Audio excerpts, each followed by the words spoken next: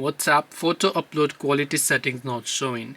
Hey everybody, welcome back to our channel. In today's video I will guide you on how you can solve if the photo upload quality is not showing on WhatsApp, so make sure to watch the video till the end.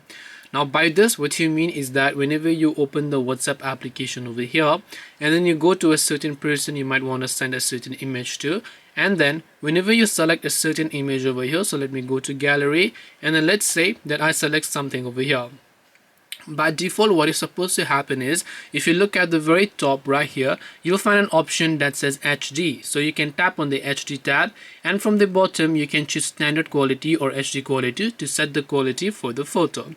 But if this is not showing up, there are a couple of reasons why. One is that let's say the photo itself is not in a high quality. So when you select a certain photo or video that is not in a high quality, the HD option will not show at the top, which could be sometimes in this case a screenshot. Let's say you can see the HD option is grayed out. So that could be one of the reasons. The other reason is if you have not updated your WhatsApp to the latest version. So head over to your Play Store or your App Store. In the search box type in WhatsApp, check if the app has an update. If it does, make sure to update it to the latest version.